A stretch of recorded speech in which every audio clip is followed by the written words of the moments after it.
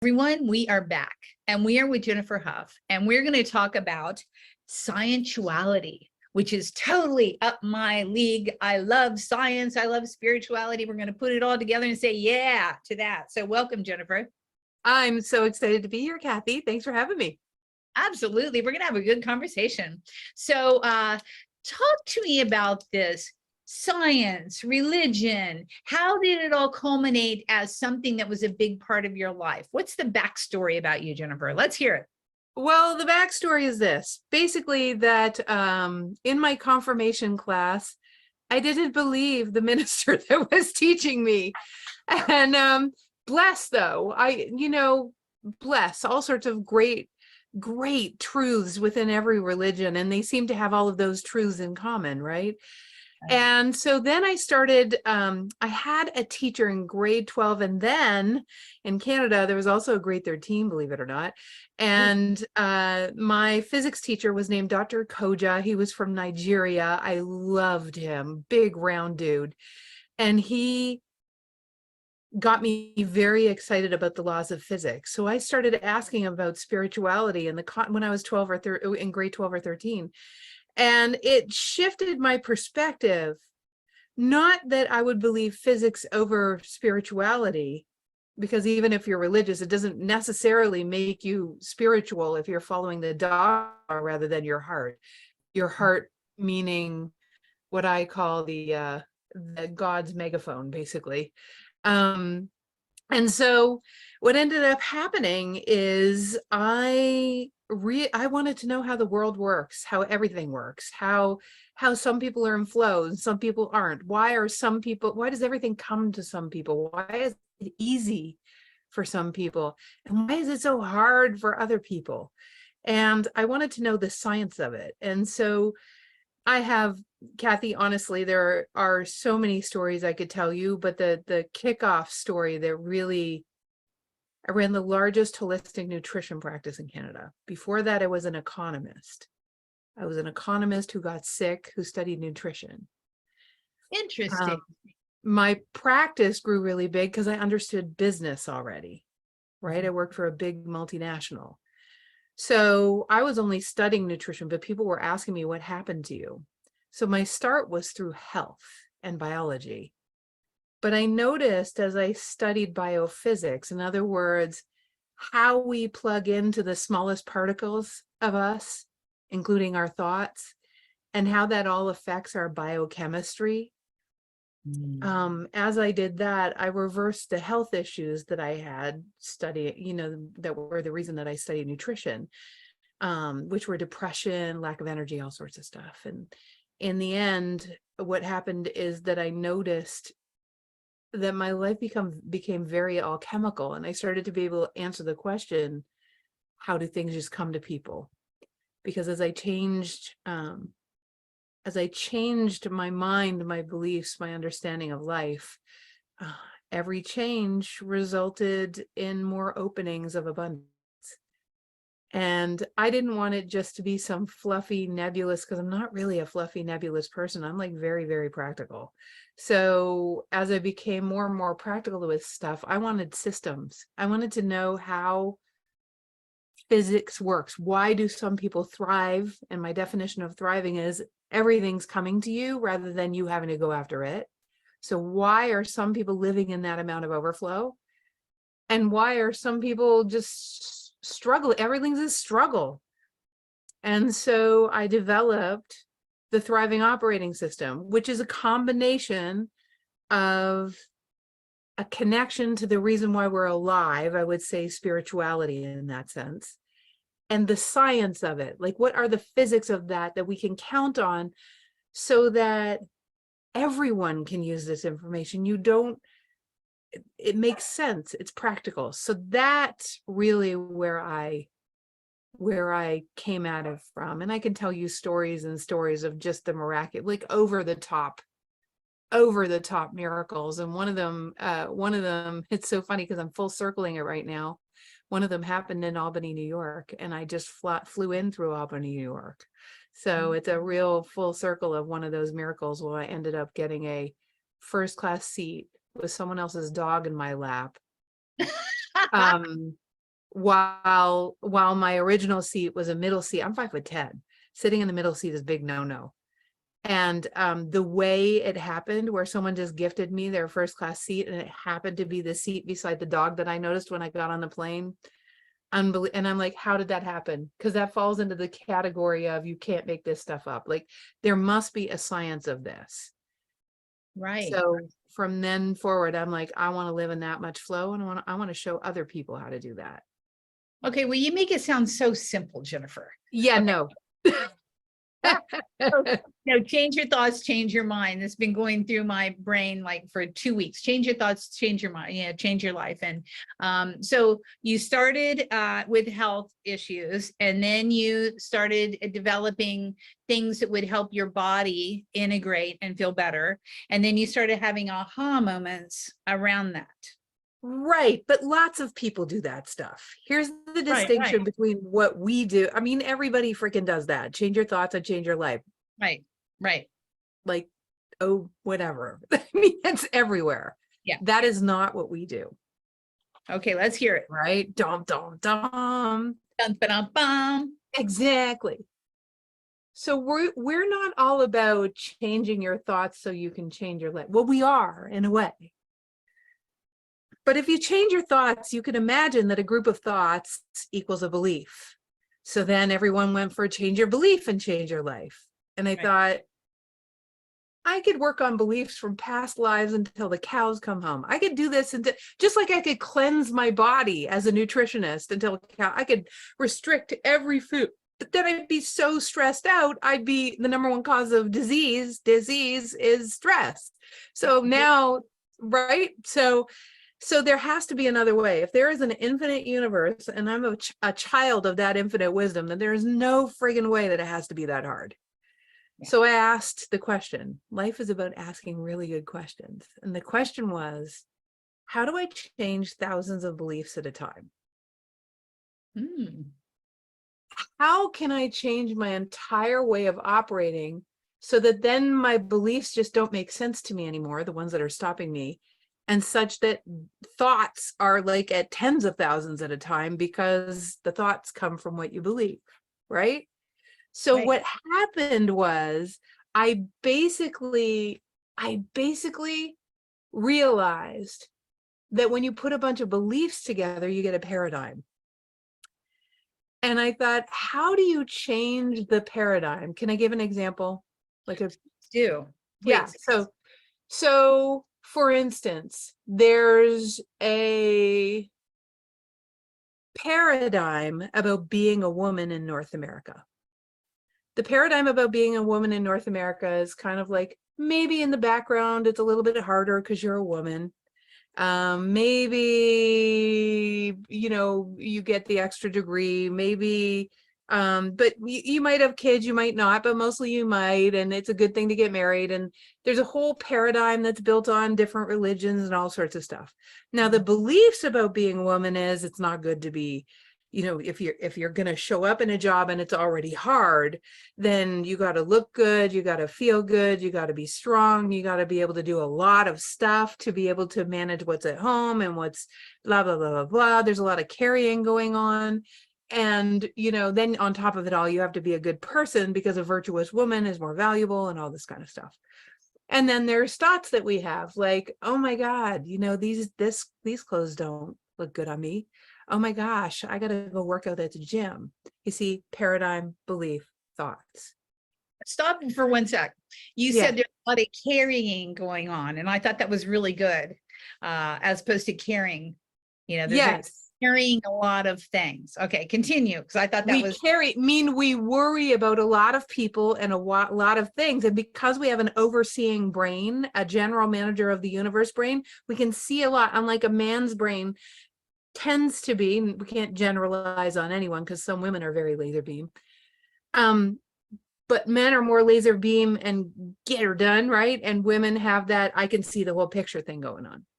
Yeah. So how do you change the paradigm? Well, I started studying the laws of physics. I started studying where we came from. I started studying the fact that the scientific fact that in order for the equation to work in the universe that Einstein was studying, that now Nassim Haramein has resolved, at the basis of your, like actually in you, at the basis of your atoms, right? Before we get to subatomic quantum particles, like at the basis of your atoms, the 3D particle of your atoms, trillions of those, oh, well, actually more than that, has to be in your proton, there has to be the actual world of the possibility of the universe itself. So in other words, imagine that there is a vacuum there that contains all possibility exactly the same as the universe. So here you are, and we mostly don't connect to that because we live our lives up here. Right, right. It's all about what we see. So I thought to myself, if I lived my life actually as a divine child of that, so how do I do that? How do you actually activate that? Then it would transcend, I would be disinterested in the belief systems about the things that confined me as a woman, or as a human being for that matter, as a woman, and totally therefore interested in the patterns that just are, when you were saying them, they sound like baloney. And how you know from a subatomic scale whether you're on track with a thriving operating system, with that you've transcended the density and the paradigms and the confines of all the shoulds, musts, and have tos of society. How you know, and I know you know this, is that you feel expansive. It's actually a feeling within your body. Unlimited. Right. As opposed to contractive. And when you say unlimited, yes, but imagine that there's actually a physical feeling. You can actually use your cells to tell whether you are contractive or expansive, but we don't go to our cells. What we do is we compare what we think and our judgments based on what we're afraid of to the current situation, and then it activates a whole biochemistry in the body that keeps you away from ever being present to the level of miraculous that I'm talking about. So when I'm talking, because I was taking, 25 years, 30 years ago, I probably took Landmark and just classes and courses and classes and things, everything to try to fix myself. And at some point I'm like, what if I don't need fixing? What if I could just jump into a paradigm that's called, I want to go direct with consciousness and have everything come to me, not like I don't do work, not like I'm sitting on a lawn chair drinking mojito, because we're all creators, right? But in fact, to have a great life, it has to be fun to create. But when you've got all sorts of shoulds, musts, and have tos, everything feels hard and confined and all that kind of stuff. So this is the shift. It is a quantum leap from what most people are taught. It is not talking about beliefs. I'm not interested in talking about beliefs. It's too slow. I am like the efficiency, productivity, just like I'm just a ferret for that stuff, right? It's like I don't want anything to take extra time. So that's how it was birthed. I just became disinterested in endlessly looking at limiting beliefs. I just wanted to shift the entire way I plugged into life. I didn't want to plug into life like everybody. Well, and whatever you look at expands. So why look at limiting beliefs, right? You're going to be limited looking at limiting beliefs. Well, that's what analysis does. Endlessly analyze how come we're stuck, but it never gets us to thriving. I mean, you will find more. You will always find more, because consciousness, the laws of physics say, as long as you're focused in on what you're trying to get out of your own way about, you actually never are living out of your own way. We have this erroneous, crazy ass belief that somehow if I analyze the living daylights out of everything that's wrong with me and go to enough people to fix this or that and get energy work and do this and that and go to enough consultants and counselors and all that kind of, that eventually no, the laws of physics say exactly the opposite. No, work with people that teach you how to expand into all of who you are. And from that higher perspective and that higher frequency, for me, it's the greater view of how the laws that actually govern existence work. From that greater view, you can look back at your life and can look back at all the things that have been perceptively confining you just because you thought so. And all of a sudden, the reperception of it from the higher view, seeing it from the bigger picture, that reperception will actually change your entire past. But the focus isn't changing your past first. It's actually getting yourself to the frequency where you can do that. And I think getting to the frequency, you said something that's interesting. What if I don't need fixing, right? What if I am perfect, whole, and complete at the basis of who I am? Well, here's a concept shift right here. What Let's if you're not a you? What if you're not a static you? Right? What if you are actually a forward trajectory on purpose? What if your existence is not a like Kathi, or it's not like a static Jennifer? What if when we talk about you, all a you is an intention to create upon creation in ways that never have been imagined? That's a forward trajectory filled with possibilities and choice points that would leave this world better than it was than when you came. And before you came, you knew you would do that. And what if your life, the thing you call you, is actually the evolution of a soul rather than a static accomplishment factory? And so and so all of a sudden what happens is this world becomes a playing field. It becomes a playing field for creativity and co-creativity with people you love and adore, right? So, and how do we do that? Because we don't know how to do that. We've been taught that this is a world where it's dog eat dog. You have to work hard. Everything's a competition. You certainly don't collaborate that much. And if you do collaborate, you have to really trust them and get everything, all the T's, the legal documents and everything, because you never know. Instead of actually following how physics works. And it's, as you know, it is just astounding. And there are tenets to the thriving operating system.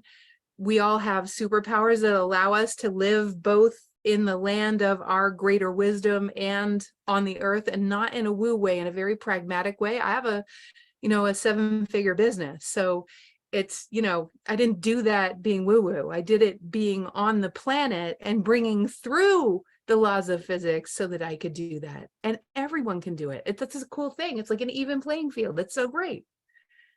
Yeah, we all have the ability to do it if we get out of our own way, I suppose. And so you're with the idea of that we're individuations of consciousness there to expand consciousness. Absolutely. Yep.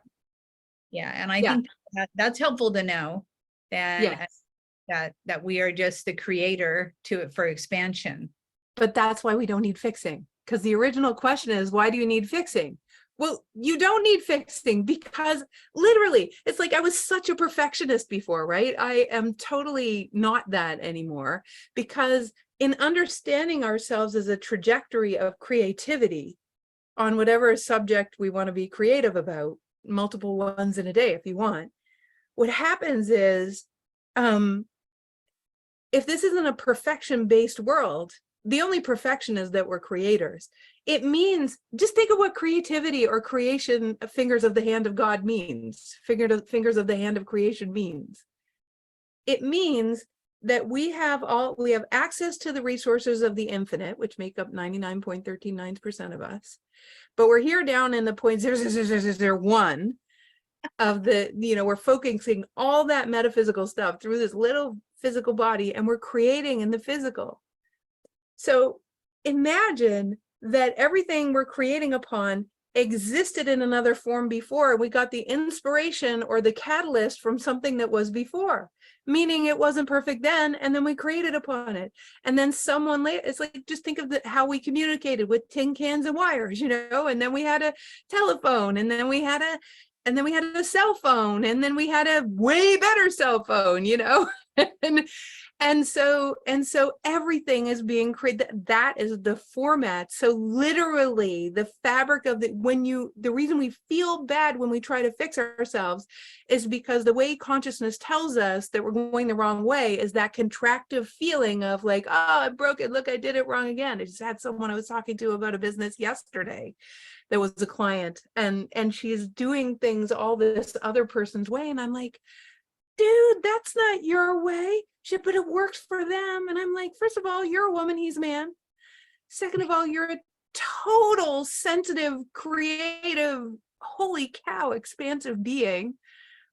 And you need very few technical systems, but enough to channel that magical nature of yours to be able to land it in clients, right? And we're just making it, we just keep upgrading the cell phone. So yeah, there's nothing ever, we're creators. It's in the design that things wouldn't be optimized, because how can you create unless, if everything was perfect, you'd never create anything, right? So You can't get it wrong and it's never done. Right. that's exactly it. And Thank you, I love Abraham. that. Yeah, because we have all the judgment about things. Oh, but it could have been better. Well, yeah, so do it better, keep doing it better, and someone else is going to do it better after you, and it's just going to get better and better and better. You're gonna love this. So can I say my dad's favorite saying? Yes. It's terrible. I'm just warning you. And if my I can't you go. okay. And if my aunt had balls, she'd be my uncle.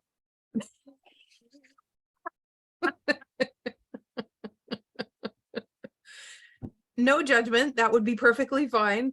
But I'm just telling you, it's like, yeah, it should have been better. It could have been better. Yeah. Yeah. I get it. But it wasn't.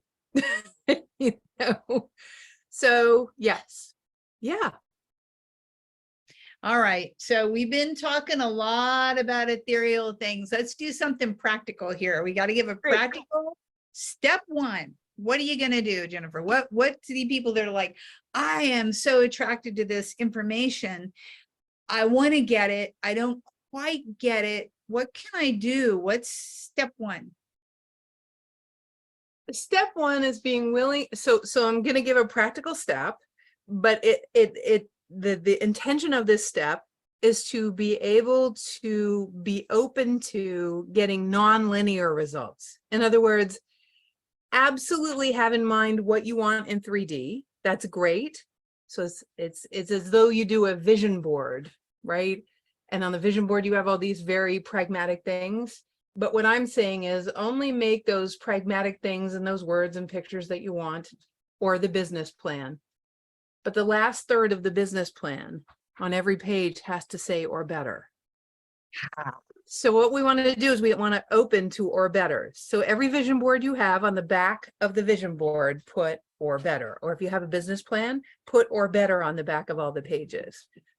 One way to start making that real in your life, okay, is to get a journal and call it your evidence journal. And I call it the or better evidence journal. Every day, collect at least 3 results that you got that were not based on your intention. They were different, more efficient, more productive, more fun, more delighting, more whatever. And so it's an evidence journal every night before you go to bed. And that way, when you let go of your consciousness, the state you go to bed in, because you will wake up in the same state, is in the expectation of or betters. Non-linear results. So it's opening the consciousness to non-linear results. Absolutely love that. When we move, it's always like, it's going to be this much or more. It's going to be this much or better. Go. Yep. This much and more, this much and more. His mantra. And I find that when my husband and I put both of our minds together on that same path, it just magnifies faster. It's crazy, right? When Adam and I are aligned, it's just, sometimes I'm like, this is so good, so yeah. Well, thank you for that good tip. So everybody go out there and try it. And I love the fact that it's not a gratitude journal, it's just like, this isn't your evidential journal. Yes. Of what actually physically happened to you. Yep.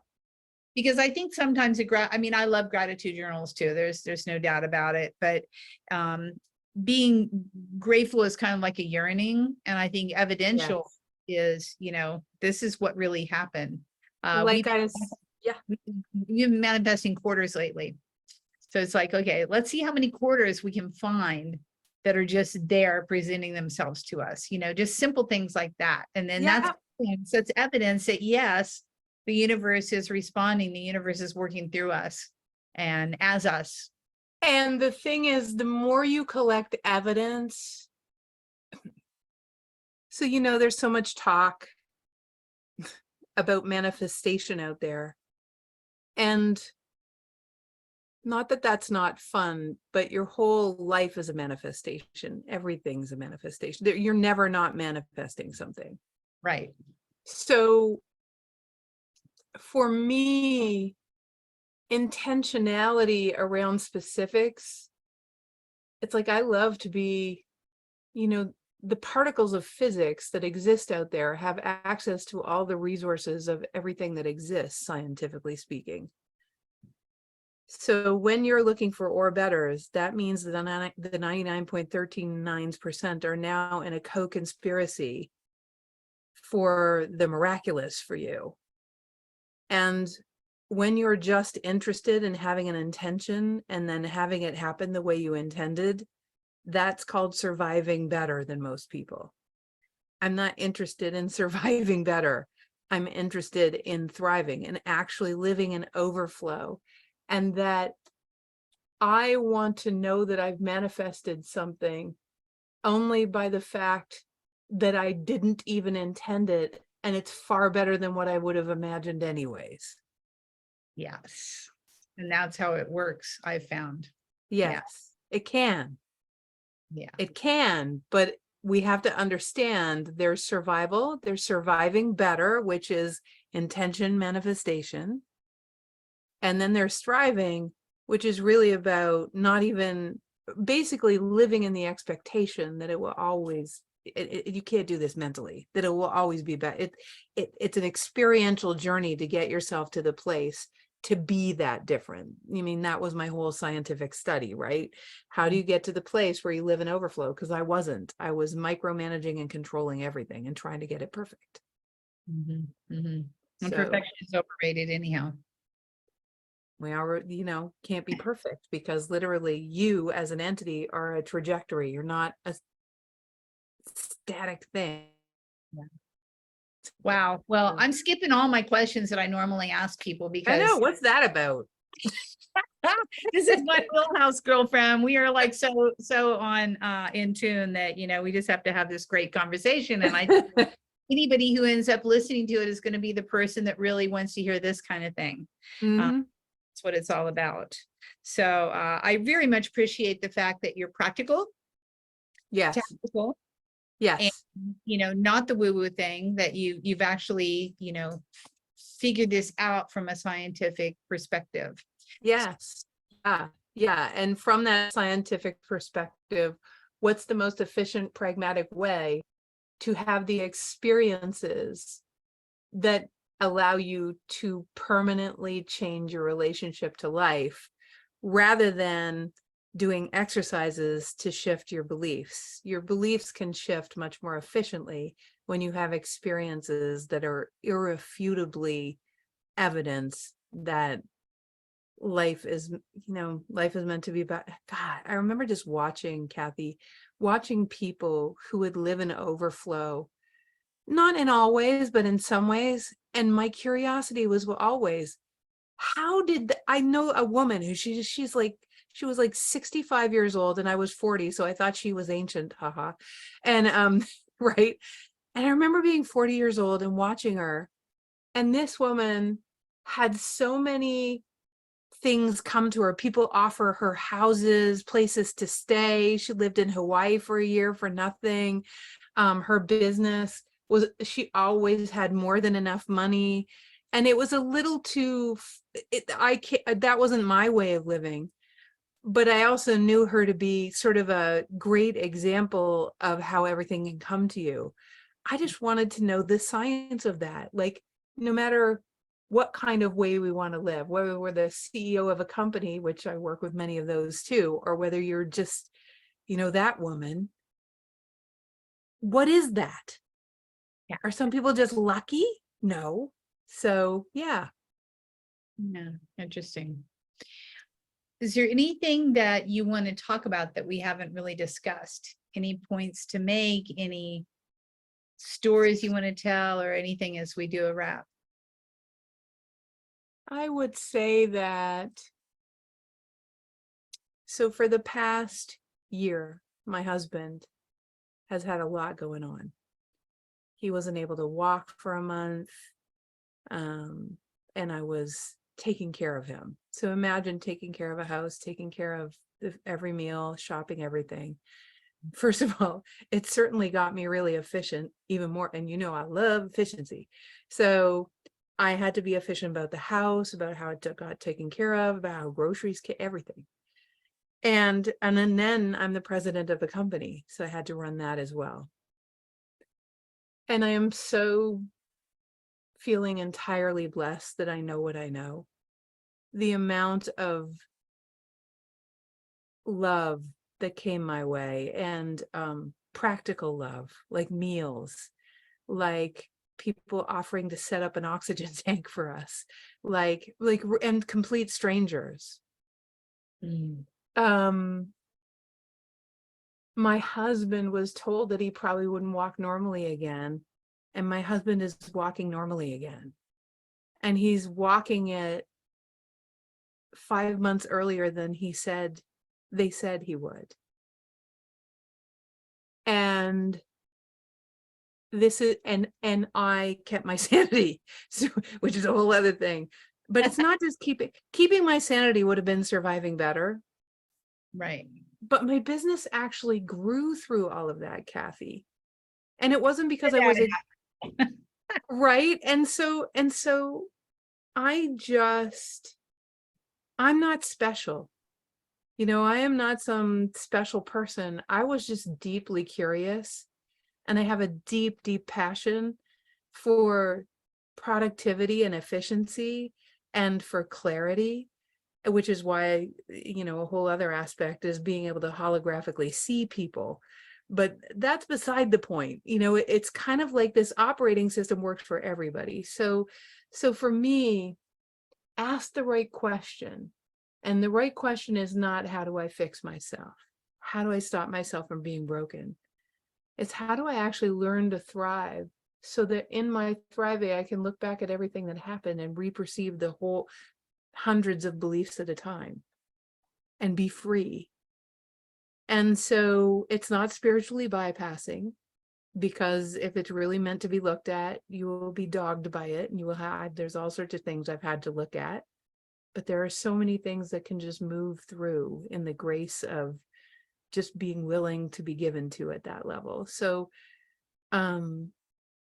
so practicalities, systems I put in place that came to me because of other people trying to help, and because of myself doing my little investigative stuff, systems, 3D systems, and just being a person. And this is a big one for me, because I ran on independence disease for a long time.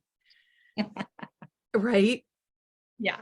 The receptivity factor is shifting, because a thriving operating system requires a beingness shift in our degree of receptivity. So that's what I would say.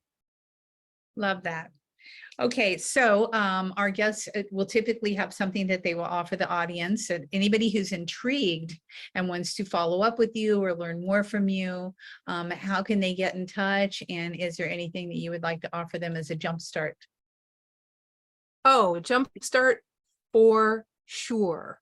So there is an experience that we take people on, experiential. It's conversations that marry the left brain and the right brain. So it's one of those quantum leapy things, rather than just having an aha, right? So it's 10 days of that on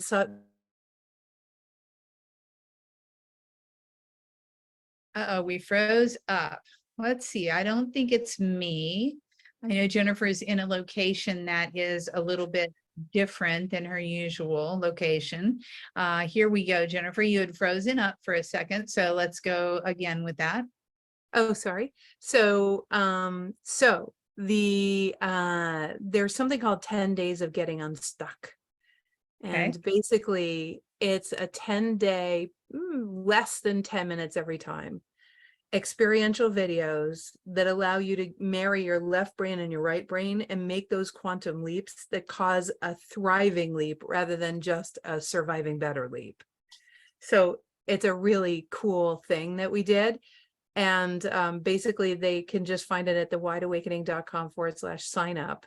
And you, for 10 days, you'll get that.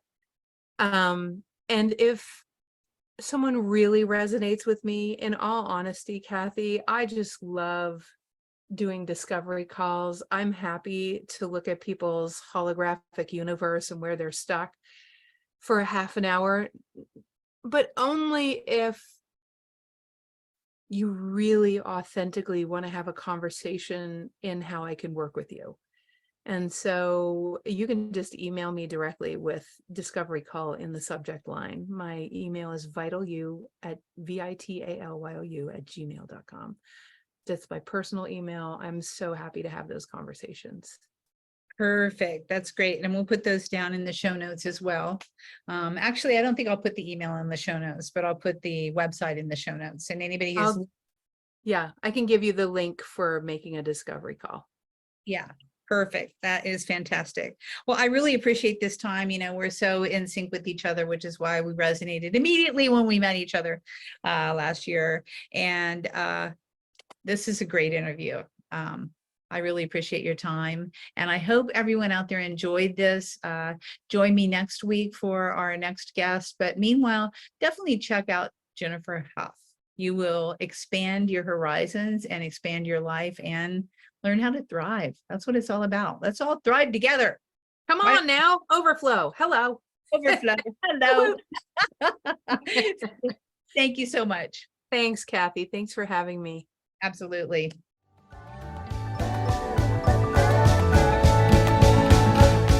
Hey, thanks for listening to this podcast. I hope you enjoyed this episode, and if you want to hear more, feel free to subscribe on the platform of your choice. Also, if you feel so inclined, I would truly appreciate a good rating from you to me. Have a stellar day.